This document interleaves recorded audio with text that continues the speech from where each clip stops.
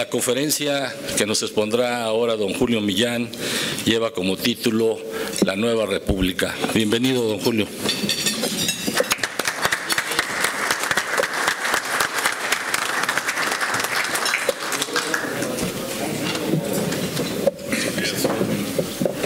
Bueno, muchísimas gracias.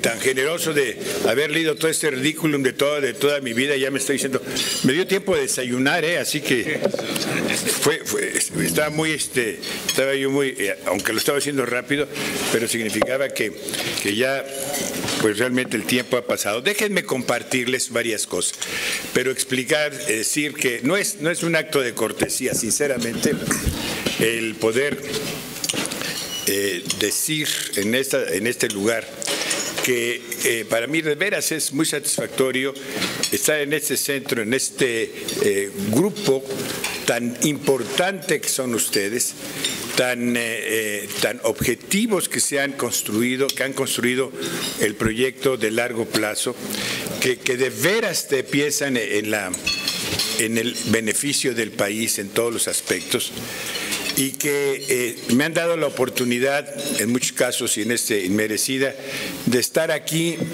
de compartir con ustedes unos minutos.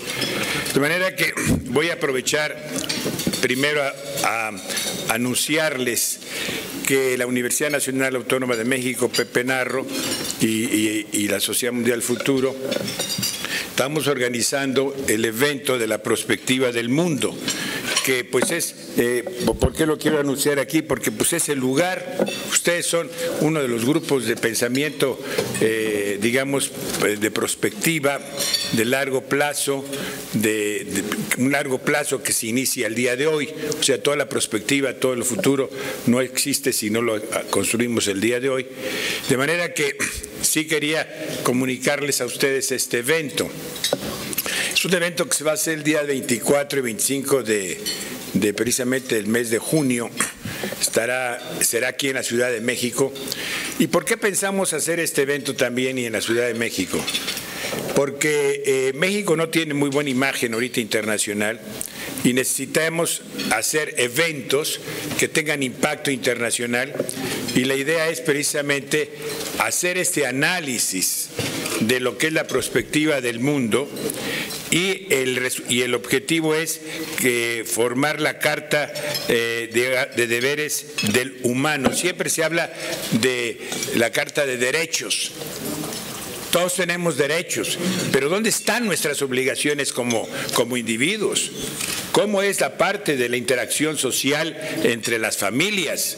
¿Cómo es entre los países? Y esto no existe. Y es un hueco. Entonces, en esta situación, este evento que ha sido diseñado por la universidad y nosotros hemos estado colaborando en esta situación, déjenme ver dónde está el centro de cambio. Ya está. Estos son algunos de los temas a discutir. La Carta de los Deberes del Humano es una discusión para sacar la Carta de las Obligaciones, precisamente. Es una situación que nutrición y producción de alimentos, el Estado de Derecho, cambio climático, financiamiento, salud, ética, energía, perspectiva de educación, biotécnica, desigualdad y distribución de la riqueza, redes sociales, fronteras y migraciones y los próximos 100 años. Entonces, hemos hecho una convocatoria a los más, digamos, los que creemos que construyen la opinión. Tenemos los moderadores que son comunicadores, digamos, pero básicamente hemos construido con un concepto que esperamos que esta Carta de Obligaciones del Humano nos lleve al siguiente punto, que es llevarla a Naciones Unidas. Nuestro objetivo es precisamente que Naciones Unidas la tome. Ya tenemos el apoyo oficioso del gobierno, y ustedes se dan cuenta de todas las gentes que tenemos aquí invitadas, de todas las gentes que tenemos aquí invitadas, creo que es para allá, ¿no? Para allá. Todas las gentes que tenemos invitadas, no tenemos un solo funcionario público, no es un evento público. de funcionarios, son expertos en el mundo, todos reconocidos, y estamos poniendo a líderes de opinión pública, que gentes de Leonardo Curcio, etcétera, que son los que van a ser, digamos, los moderadores. No estamos invitando a nadie en el mundo del gobierno, ni de aquí ni de ninguna parte. Bueno, John Ki-moon sí, porque es Naciones Unidas y todo eso, pero no estamos en eso. Estamos cambiando bastante. Muchas de las preguntas que podrán venir después, quizá vengan. Les dejo los abstracts, se los estoy dejando, si fuera aquí el presidente, con objeto de que vean ustedes el abstract y el propósito de cada una de las reuniones. O sea, no es el momento de hacerlo, pero suplicándoles fueran tan amables de verlo, ¿sí? Entonces yo creo que están, aquellos que quieran, es por invitación, no vale nada ir. Bueno, vale el tiempo, que es bastante esfuerzo. Pero aquellos que quieran ir, sí vamos a coordinar. Es por invitación específica, es restringida y de aquí sale precisamente la carta. Estamos revisando todo y esas son las gentes que tenemos invitados. Bueno, después de esto, de este preámbulo, déjenme entrar entonces al tema básico, a la cual cuando tuve oportunidad de platicar con Roberto y que me dijo, oye, pues como me decían que no me invitaban, entonces yo insistí y entonces dijimos, bueno, ¿cuál es el tema que podemos tocar? Entonces, yo les quiero señalar que en este momento los invito a hacer una pausa en esta locura de información, en esta coyuntura de datos que tenemos, influencias, periódicos, que está uno a presión, y hacer un ejercicio de abstracción para que realmente pueda funcionar un concepto un poco disruptivo, para pensar diferente, para crear algunas imágenes diferentes. Y en ese sentido, los quiero invitar a que nosotros podamos pensar precisamente en un México hacia una nueva república. ¿Por qué? A México le falta capacidad para consolidar un proyecto de largo plazo, y aquí saben que así ha sido. ¿Cuál es la causa de esto? ¿Por qué no se han concretado los acuerdos en el pasado para consolidar un proyecto de nación? Tenemos un Estado pues sustentado realmente, como ustedes saben, en la Constitución, en leyes, pero México presenta dos caras, así como claroscuros políticos, económicos y sociales. Vivimos en estas dos caras, hacemos todo el esfuerzo, pero tenemos dos conceptos, y esto es que falta una visión y liderazgo mientras que prevalezca el exceso de individualismo. Hay un gran individualismo en nuestro país. O sea, construir elementos de consenso es sumamente complicado. Las dos caras que tiene es una Constitución, México, que, digamos, codifica las leyes, y gracias a ella hemos hecho logros importantes, como la creación de todas las instituciones. Tenemos una división de poderes, con instituciones que han logrado equilibrar de alguna forma la situación del poder. Actualmente ha ido mejorando. Sin embargo, este equilibrio a veces no construye, consensos. Tenemos, un ejército que provee defensa de la soberanía. Tenemos un INE que esperamos funcione para consolidar el sistema democrático. Tenemos un buen sistema de seguridad social, o sea, que provee esta seguridad social a las familias. A veces no le damos el valor a estas redes sociales de apoyo, pero la verdad es que sí los tenemos, con defectos, con circunstancias, siempre buscamos mejorarlo. Y tenemos una red de 5.7 millones de empresas, ¿no?, en el cual tienen de otra manera, tenemos cerca de 30 millones de gentes trabajando formalmente, lo cual existe. Estas dos caras, tenemos la otra cara, que es un país inseguro, con demasiada pobreza y discriminación y exclusión, y cuyos ciudadanos poco participativos y conformistas en su entorno, derivado de una deformada sistema educativo. O sea que tenemos, esa es nuestra capacidad de hacer que las gentes sean participativas y que realmente entren, es poco, son élites las que están haciéndolo. En realidad, viejos esquemas de poder y una muy baja productividad. México se ha distinguido, desafortunadamente, y no es una distinción, digamos, agradable, por una muy baja productividad. Hay muchas razones, es todo un tema el por qué tenemos muy baja productividad. Y luego tenemos grupos de choque y pocos conscientes de su entorno, que esto se ha, digamos, agravado últimamente con esa combinación, ese binomio entre los grupos de choque y los grupos delincuenciales. Y luego una incorporación enorme en términos de áreas de inseguridad derivados de el crimen organizado y de la delincuencia del narco. Todo lo que esto representa. O sea, ha habido una gran deformación social. Y no somos una ciudadanía responsable que exige rendición de cuentas. Ahora estamos intentando y tenemos críticas, los culpamos a los gobernantes como si fueran los únicos realmente responsables de todas las condiciones, pero también ellos no dan cuentas. Es un país poco transparente.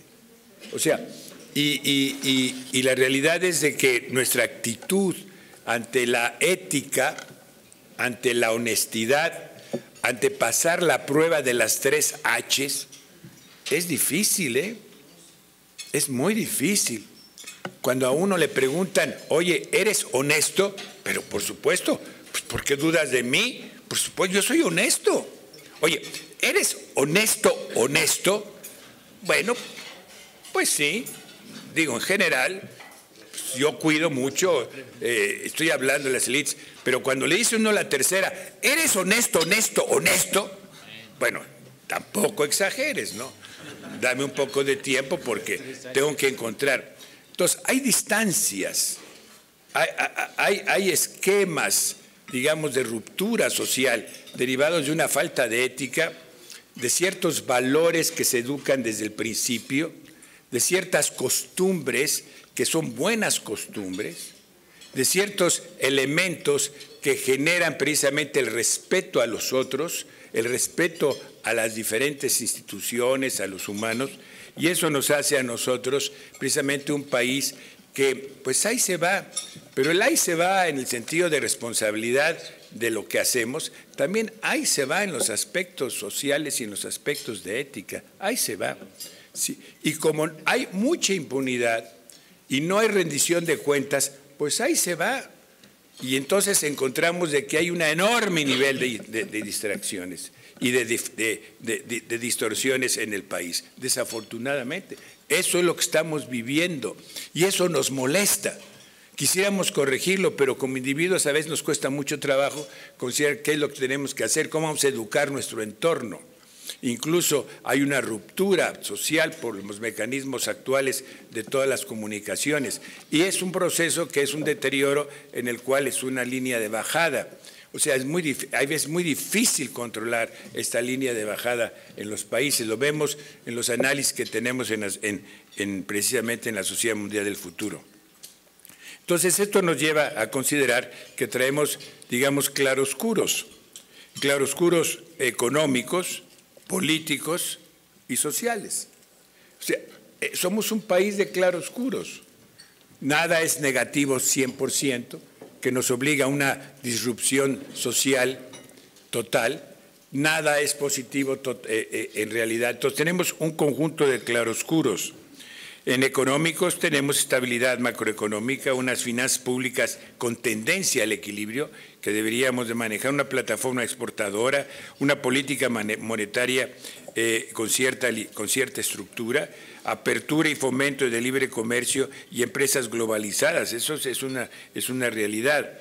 Tenemos también instituciones y leyes, capacidad para lograr acuerdos y estructura institucional. Debemos reconocerlo. Y en la parte social, hasta hoy tenemos en la mayor cantidad de la estructura social de nuestro país, en nuestro territorio, estabilidad social. Tenemos un verdadero rechazo conjunto a la violencia y la inseguridad, Todos lo estamos rechazando. O sea, no somos un país que somos, digamos, proclives a aceptarlo como un hecho. O sea, nos molesta, pero nos molesta y tenemos que luchar contra ello. Tenemos un bono demográfico aún aprovechable, un bono demográfico que es fundamental para un país. Instituciones de apoyo social, como el caso del Seguro Social, el Infonavit, el Seguro Popular, y tenemos muchas redes de protección social, muchas de estas muy deformantes, pero la verdad es de que las tenemos, y eso hace que aminore la presión social. Pero también tenemos la parte negativa, como es el bajo valor agregado a nuestra actividad económica, la fragilidad entre tipos ante fuga de capitales. Tenemos un problema de fragilidad. El otro día en una reunión que tuvimos en la Sociedad Mundial del Futuro con Cartens, con Agustín, uno de los temas que tratamos fue ese, que hoy nos encontramos igual en los mismos porcentajes en términos de reservas de mano en posesión de extranjeros de bonos que en el 94, exactamente igual. Estamos con el 86% en manos de extranjeros, o sea, cualquier fuga de capital está igual que el 94. Por eso él decía que, ¿recuerdan ustedes el 94? El error de mayo, el error de diciembre, el horror, que yo no digo el error, el horror que lo hicieron con las patas, perdón la palabra, disculpe Serra Puche, pero no entendió el tema, y ahí están las consecuencias. La verdad es de que estamos hoy igual en porcentajes.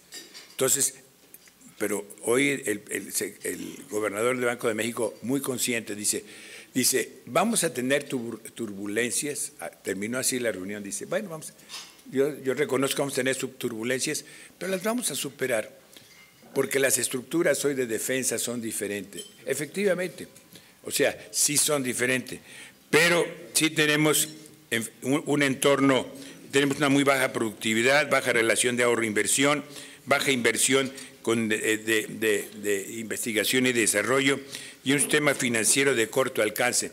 Por más, a mí me encantó ver el optimismo que los banqueros mostraron ahora en Acapulco en su convención bancaria. Sí, qué optimismo, qué maravilla oírlos. O sea, claro, per se ellos tienen que vender, digamos, canicas, y tienen que vender sonrisas, porque si no, no venden al precio que están ahora los costos de los financiamientos. O sea, realmente hay unas dicotomías entre lo muy negativo y el optimismo que presentan otros. O sea, hay una dicotomía real que estamos viviendo. Tenemos, pues, un proceso de corto plazo, inmediatez de intereses de grupo. Pues sí hablamos de largo plazo. Aquí este es el centro, el único que está interesado a largo plazo. Pero vayan ustedes a las reuniones de enfoque, en cualquier lugar, con cualquier gente. Ustedes se reúnen con otras gentes que piensan mucho. ¿Qué se habla? ¿De largo plazo? No. Se habla de la coyuntura. ¿Qué va a pasar mañana? ¿Cómo hacemos? El corto plazo. Un marco regulatorio muy débil. Hay fragilidad en instituciones del Estado, altos niveles de corrupción, pluralidad disfuncional. Esto de pluralidad disfuncional, sí, tenemos una gran pluralidad, por decirlo así, porque nos gusta mucho la parte democrática, pero qué disfuncional ha sido. Qué disfuncional ha sido. Digo, no puede negarse que en todos los países, Francia, por ejemplo, una Maduro, hay una gran, digamos, pluralidad. Bueno, en cualquier país, el Chile es realmente impresionante, pero no son disfuncionales. Y el caso nuestro así es, y hay un desprestigio completo de partidos políticos. La politocracia tiene secuestrado al país. O sea, no hay caminos reales, francos, de la ciudadanía, si no es a través de la politocracia. Y la politocracia está precisamente secuestrando el país. Y claro, tenemos un incremento de la economía informal, tenemos sistema educativo deficiente, no deficiente, deplorable, y en algunos lugares verdaderamente criminal, perverso, lo que está pasando en Oaxaca, lo que está pasando en Guerrero, es deplorable, es criminal, es verdaderamente para un país y para un proceso de juventud, de crear una nueva sociedad, es verdaderamente, digamos, degenerativo social. Es una degeneración social. Tan es así que son los lugares más, digamos, terribles desde el punto de vista de desarrollo humano. O sea, y con caras muy contrastantes. Vemos un Acapulco que tratan de darle vida, etcétera, y con el tianguis y haciendo los juegos de tenis que tanto le gustan a Duque ir y cosas de este tipo, que se pasa allá en Acapulco. Pero ¿qué sucede? Hay una de verdad dicotomía. Entonces encontramos áreas realmente terribles. Entonces, ¿cómo corregir todo esto? O sea, el cambio que necesita el país es un cambio y una revolución pacífica y de gran calado. No nos interesa una revolución armada. No estamos buscando que sea la violencia la que cambie. Los anarquistas tratan de encontrar precisamente el desajuste y buscan la anarquía. Y la anarquía para que genere esto un cambio y que entonces caigamos nuevamente en ese proceso de anarquía en condiciones sumamente peligrosas. Y podríamos caer en cierta manera en peligrosas. Errores de decisiones del gobierno pueden crear circunstancias sumamente peligrosas sin que nosotros nos demos cuenta cómo se va abriendo ese campo. Uno de los campos a los cuales yo sinceramente pensé que no deberíamos haber hecho nunca, por lo menos en este momento de inseguridad, que hay ciertas zonas de inseguridad, es haber aceptado que México participara con los cascos azules en Naciones Unidas. Es un error terrible. ¿Por qué? Ustedes dicen, bueno, no, México, por supuesto, va a ir a apoyar la paz del mundo. No. Nuestros militares cuando van, por supuesto, yo soy profesor del Colegio de Defensa Nacional y de Seguridad, dicen, vamos a ir ¿a qué?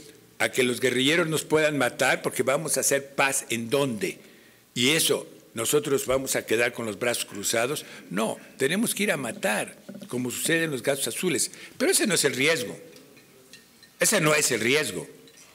El riesgo es que cuando ya decidimos eso, ya decidimos que también haya cascos azules en México. Y ya lo han estado proponiendo.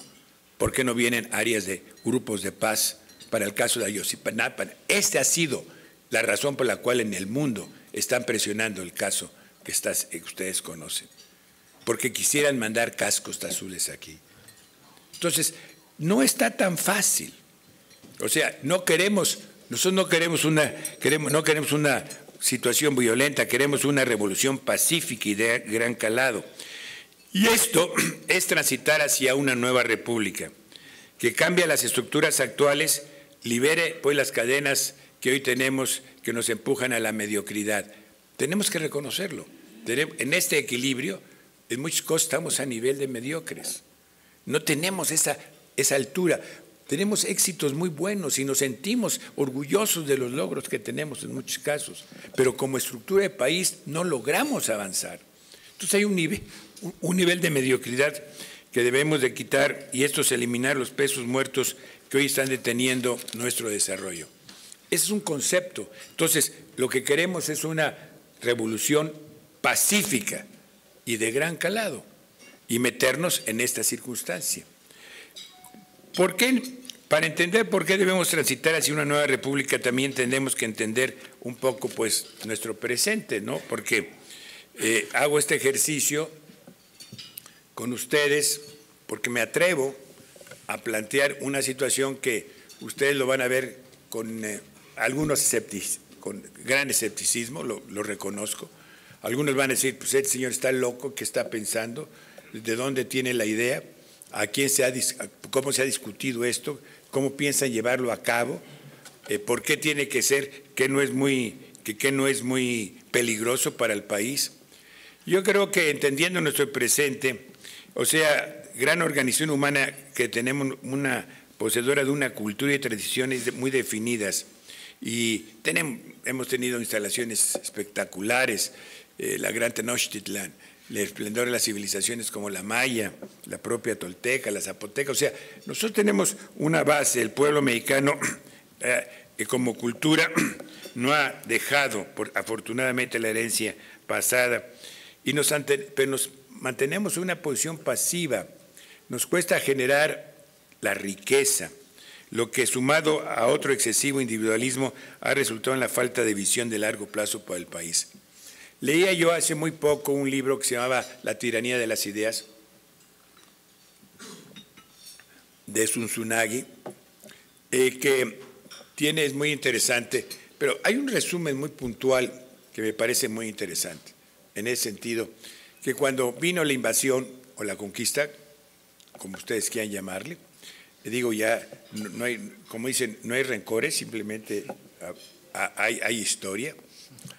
¿Qué pasó con los conquistadores? ¿Qué pasó con los conquistadores de entonces, con España? Llegó y encontró riqueza, mucha riqueza. ¿Qué pasó con ellos? Se empobrecieron y se derrumbaron. ¿Qué pasó con los sajones que llegaron a Norteamérica? No encontraron riqueza, no encontraron nada. Lo que encontraron era pobreza. ¿Qué hicieron? Crearon riqueza. ¿Cuál es la diferencia? La diferencia es de que hoy nosotros somos pobres y los que creaban riqueza ahora son los poderosos. Es la gran diferencia. Estamos hablando de dos conceptos diferentes, históricos, que tenemos que reconocer para poder superarlos. Si no reconoce uno sus limitaciones, jamás puede uno superarlas. Y esa es una limitación que tenemos.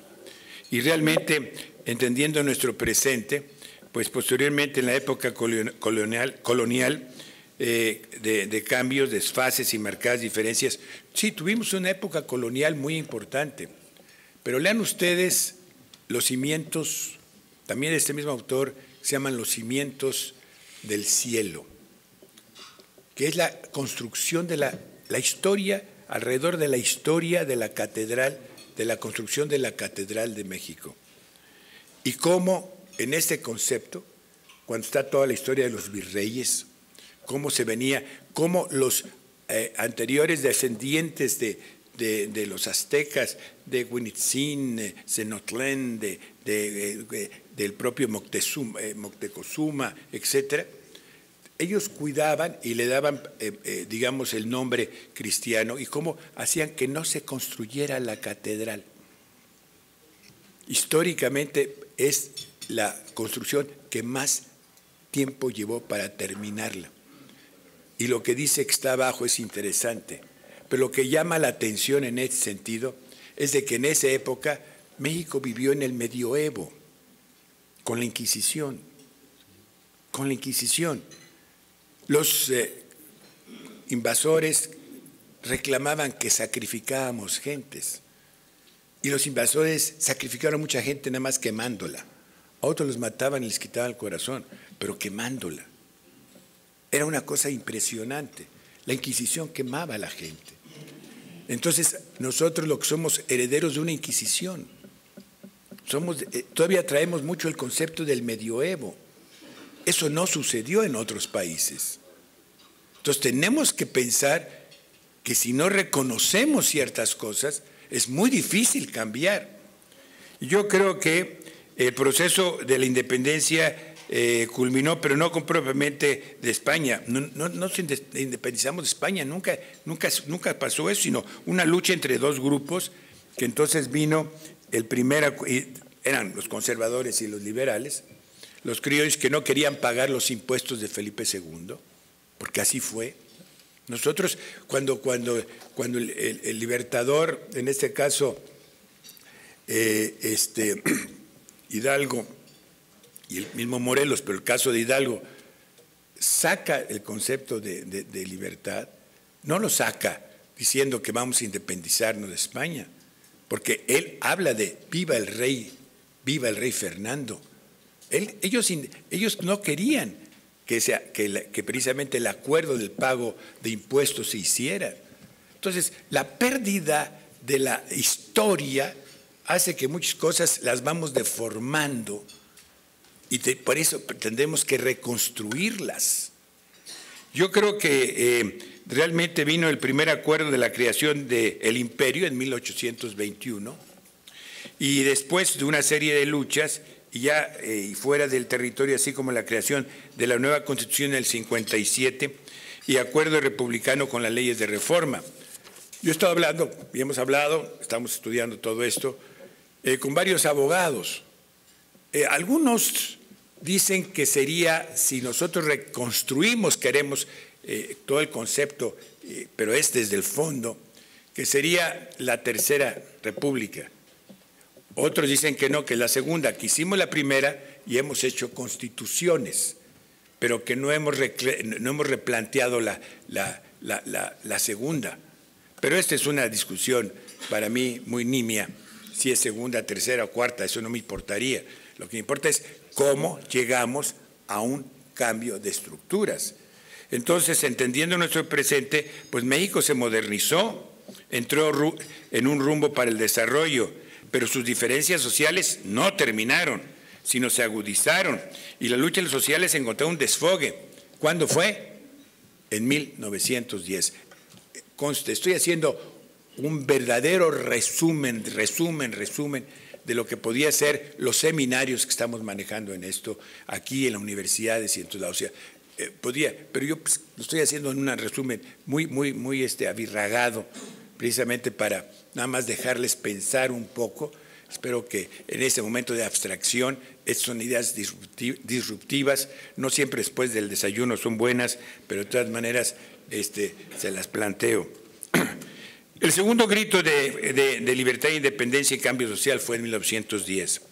Ya con la revolución vino el segundo gran acuerdo codificado, que es la Constitución del 17, y la época posrevolucionaria trajo a una línea de mando y de poder hasta 70 años, y después la sociedad nuevamente pidió un cambio hacia una alternancia democrática, y para esta no vino sola. O sea, esta desafortunadamente vino sola, sin un cambio de proyecto de nación. ¿Cuántas veces hemos hablado de la necesidad de crear el proyecto de nación con visión de largo plazo y con vocación? Las vocaciones, ¿dónde están? Hacemos intentos, pero ¿dónde están? Hoy el país, pues, ha dado pasos importantes con las reformas, pero sin un marco sólido. Estas pueden diluirse ya que son una herramienta y no precisamente un fin. Esto es una herramienta de cambio, no es el fin. Los cambios estructurales que se han hecho son precisamente para eso, para buscar un objetivo mayor. Entonces, en eso tiene usted las reformas económicas, las políticas, las internas y el mercado externo. Y ustedes ven aquí cada una de estas que encuentran la reforma, la laboral, la educativa, la financiera, la hacendaria, la telecomunicaciones, la energética, la competencia. O sea, ustedes encuentran uno y otro y otras reformas. No es un fin, son mecanismos que nos ayudan precisamente al cambio. Luego tienen las reformas políticas de procedimientos penales, amparo, transferencias, político-electoral, la seguridad social, la plataforma logística en cadenas productivas, atracción de la inversión productiva y el blindaje financiero. Y tenemos la industrial, que está en proceso, ciencia más tecnología, innovación, que requerimos mucho más fuerte, y todo lo que es infraestructura. O sea, es un ejercicio, Yo les preguntaría, antes de seguir adelante, antes de hacer la pregunta cómo generar un cambio, aquí haría yo una primera, digamos, pausa. ¿Cómo ven esto? ¿Qué opinan? Por favor. Y acá se trató de romper todo lo que existía. Dicen que los países, los países colonizadores se encuentran con tres circunstancias. La primera es cuando hay muy poca población, la eliminan. La segunda, cuando hay regular monto de población, pues la tratan de convertir. Y la tercera es, pues simplemente tratan de venderles. Entonces hay que entender eso. Hay una cuestión que aquí hemos mencionado mucho. Cuando se hizo aquí la guerra de independencia, en Estados Unidos sabían leer y escribir el 95% de las personas. y aquí en México no llegaban al 15%. Eso ha sido un rezago muy grande, muy grande, que no hemos logrado subsanar, y ahí vienen todos los problemas graves, ¿no? Entonces, los que saben leer y escribir se sienten los privilegiados y explotan a los que no saben leer y escribir. Eso se dio durante todo el siglo XIX, ¿no? Entonces, debemos entender que tenemos que acabar con esa transformación. Eso es todo. No, claro. Aparte de eso, hay un concepto central. Nosotros hablamos del empoderamiento de la ciudadanía, el empoderamiento del ciudadano. Y el primer paso para el empoderamiento ciudadano, pues es el conocimiento, es el saber, es el conocer, es la educación. Nadie puede empoderarse si no está educado. Y lo que pasó es de que tienen ciudadanías más empoderadas precisamente en los países sajones. ¿Por qué? Porque los educaron más. Hay una educación, pero no solamente la educación de conocimientos, la educación social, el respeto a las leyes, el respeto a la autoridad, la aplicación del Estado de Derecho. Esa es la diferencia. Y completamente de acuerdo, las diferencias son enormes. ¿Cómo es posible combinar una revolución pacífica, que es lo que todos quisiéramos sin excepción, con una politocracia, como usted le llamó, cerrada y sin transparencia? Y ahora pregunta que también todos nos hacemos: ¿cómo generar un cambio? La verdad es que no tiene una respuesta inmediata que podamos dársela en un párrafo, ni siquiera de 15 o 20 palabras. ¿Pero se puede? Sí, se puede, pero hay un concepto específico que tenemos que aclarar.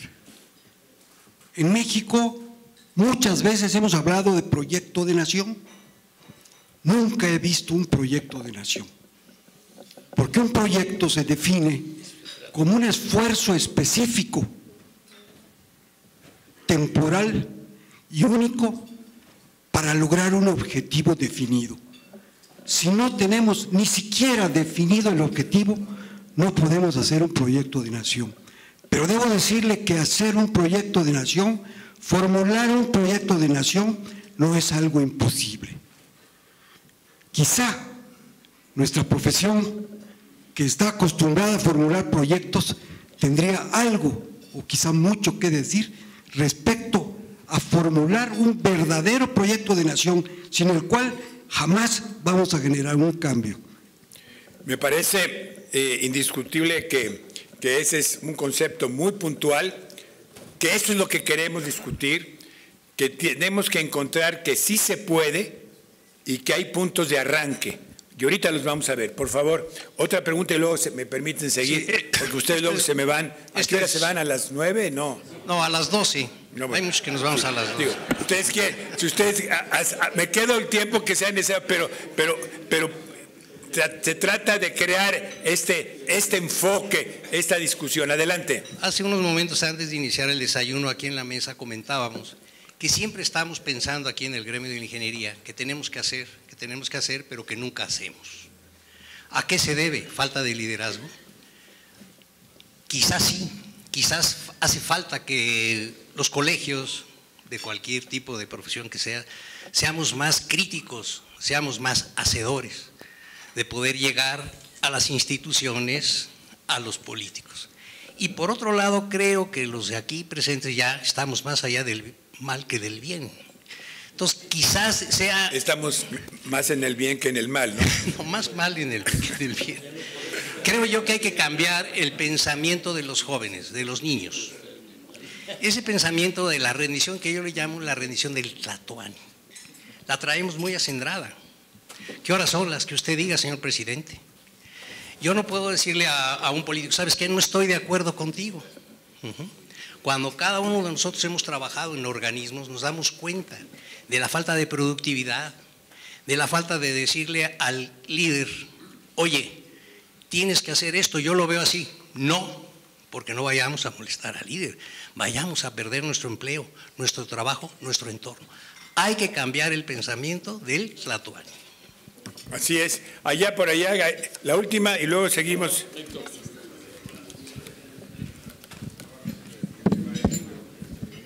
Ingeniero Héctor López Gutiérrez.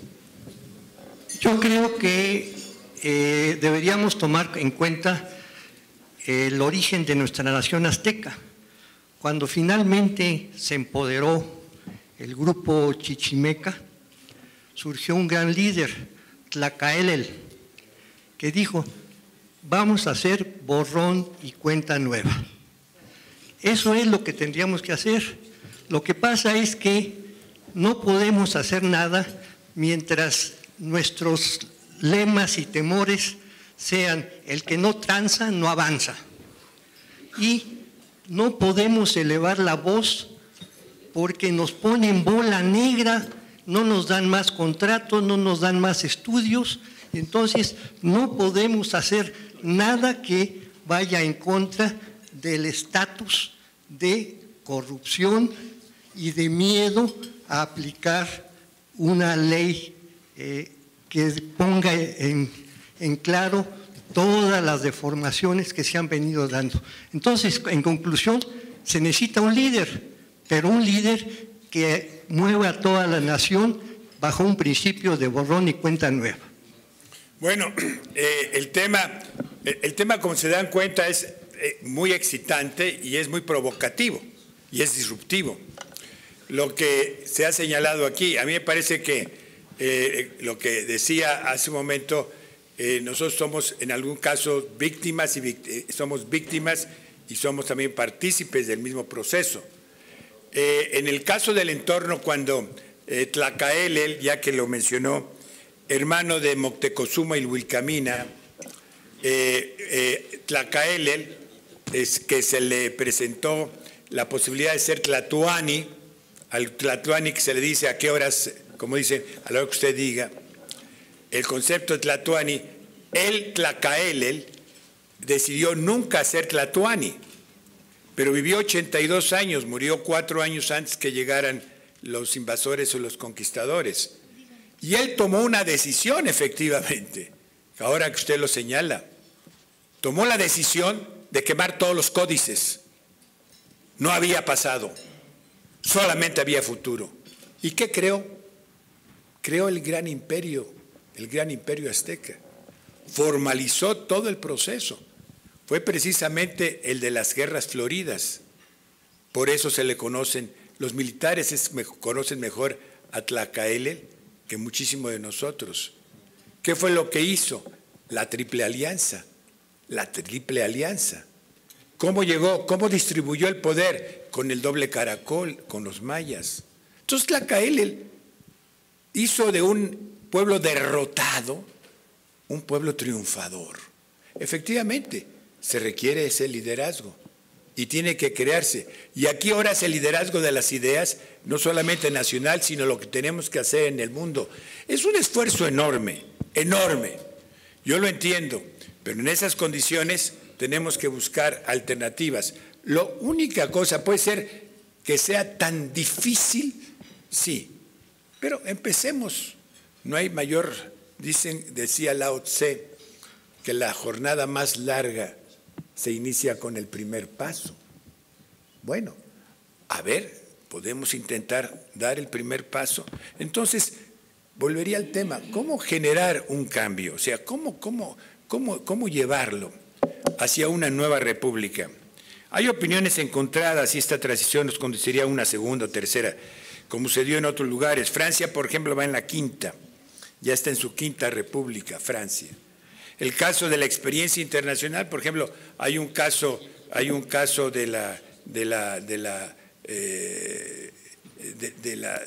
que me parece muy interesante, que es precisamente el de Sudamérica, de Sudáfrica, perdón, cuando decidieron hacer el proceso del apartheid. Entonces, aquí yo creo que en ese sentido era transitar de una época nueva a una época, digamos, diferente, o sea, a una época, digamos, de un apartheid, les llevó 20 años, fueron 20 gentes que hicieron lo que se llamó el Montfleur.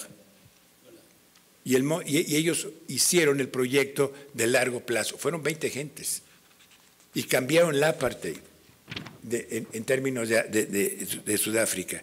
Déjeme ver, porque algo me pasó aquí, yo quería pasar esta lámina, pero aquí ya me cambiaron.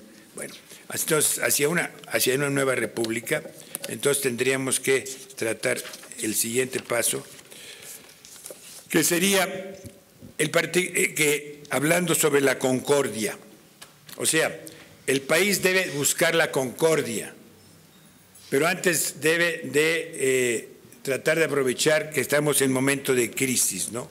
Entonces, en esas condiciones, yo insisto en que el cambio debe hacerse precisamente en forma de fuera de crisis. Les comentaba yo precisamente que la experiencia internacional hablaba también de Sudáfrica. ¿Cómo lograron ellos transitar hacia una nueva época cuando estaban en crisis de violencia? ¿Ustedes se recuerdan antes cómo era la represión de los blancos y negros? ¿Cómo era el problema? Ahora, cuando uno va a Sudáfrica, me tocó ir ahora en el Mundial y veo eso, digo, menos de una generación lo hicieron. Claro, pusieron las cosas adecuadas. Efectivamente tuvieron un líder que usaron, que fue Mandela, Madiba, como le dicen allá, Madiba. Pero lo unieron y al lograrlo hicieron una diferencia. Y en esto hay una enorme cantidad de experiencias. No quiero cansarlos hacia eso. Pero el paso hacia adelante no consiste en empezar de cero. Eso sí es importante. Porque no deben desecharse lo que ya tenemos. O sea, no es cero.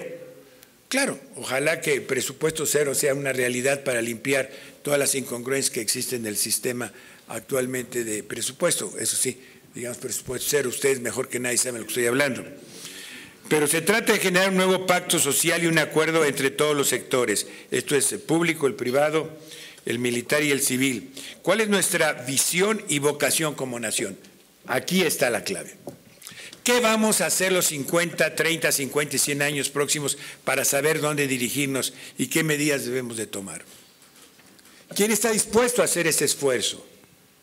¿Cómo lo vamos a en este nuevo marco jurídico institucional que debe ser como plataforma para una nueva distribución? En ese caso, hacia una nueva república. Yo creo que los pilares del Estado están sustentados en la Constitución del 17, en algunos aquí, ¿cuál era? ¿Ustedes se recuerdan cuál era? Los fundamentos del 17, educación, tierra y sufragio efectivo. Ese era los fundamentos del 17 fueron esos. Ahora, hoy las necesidades son educación con enfoque tecnológico. Hoy es política industrial, desarrollo competitivo, inserción a la competencia internacional, Estado de Derecho, respeto a los derechos humanos y también ahora incorporemos a las obligaciones. Entonces, estamos hablando de una situación diferente hacia una nueva república. Es una reforma constitucional que permite contrapesos, no solamente responder a un clima electoral. Sí, es un nivel alto de convencimiento, pero esta refundación jurídica, económica y social y educativa que afirme los principios y la definición de la vocación y visión. Y requeremos un fuerte liderazgo, una visión patriótica con gran sentido de lealtad hacia México, porque ya, claro, va a afectar muchos intereses. Muchos se preguntarían, bueno, ¿y cómo? ¿Cómo vamos a hacer este elemento? Entonces yo diría que México siempre puede renovarse y para ello precisa de acuerdos que generen un entorno pacífico y por eso debemos dar el salto cuántico yo diría, ese salto cuántico a fin de responder nuestras necesidades y presentes y futuras. Pero lo que debemos pensar es en los escenarios de México. Imagínense, ¿cuántos de ustedes están dispuestos a dedicarle un poco de tiempo y recursos a un proyecto de escenario? Pues todos platicamos, pero la verdad, ¿están dispuestos a que les duela la bolsa y les duela el tiempo? Bueno, porque esa es la situación. Y estoy hablando en uno de los grupos de mayor avanzada del país. Yo creo que es uno de los grupos de mayor avanzada. Por eso me entusiasma y por eso me permití sugerir hablar de este tema aquí. Porque es el lugar. Pero yo también les hago una pregunta. ¿Qué tanto están dispuestos? ¿Qué tanto están dispuestos a tomar liderazgo? A sacrificar tiempo, que es lo que más cuesta, para construir un proyecto de visión de largo plazo, con vocación y con visión. ¿Cómo lo vamos a hacer? Es una pregunta. No espero respuestas. Simplemente espero que las conciencias de ustedes y en su capacidad intelectiva simplemente incorpore la idea. Y esto es lo que queremos hacer. Claro, hay varios escenarios para México. Hay un escenario que es, ya hablando de Tlacaelel, es Yoali, que es la noche. Eso significa la noche. En este escenario, haciendo un supuesto, es al que podríamos llegar si todo sigue igual, ya que aumentarán los niveles de inseguridad, pobreza, discriminación, exclusión, informalidad económica, pérdida de competitividad. Ese es un escenario, el de la noche. Le hemos puesto, así como en Montfleur habló de los diferentes escenarios y le apostaron al tenían la del avestruz, tenían la del pato cojo y la del flamingo y la apostaron al flamingo. Nosotros tenemos también el escenario de la noche. Luego tenemos un escenario del Mistli, que es la luna. Se implementan pequeños cambios que permiten cierto grado de estabilidad, pero sin ajustes en las estructuras, sin vocación, sin visión, lo cual simplemente hará que nuestro escenario Mixli sea una tendencia del escenario Yohuali. Luego hay un día que se llama Tonalí o Tonali. Ese es el escenario ideal. México da el paso a ser un país en vías de desarrollo, a un país desarrollado, con todo lo que esto implica, cambio en los paradigmas, estructuras políticas y económicas, nos olvidamos del pasado, cambiamos todo y renacemos como un nuevo país y nuevas personas. Ese sería el día, el hipotético. Pero yo le apostaría al escenario de Tonatiuh, al escenario del sol, que es usamos todo lo positivo que tenemos sin llegar al extremo del borrón y cuenta nueva. En este escenario definiremos potencialmente las vocaciones del país, educación y conocimiento, agricultura, energía y turismo. En ese contexto desarrollaremos centros de inteligencia, innovación e innovación, y se consolida la democracia con un sistema político flexible.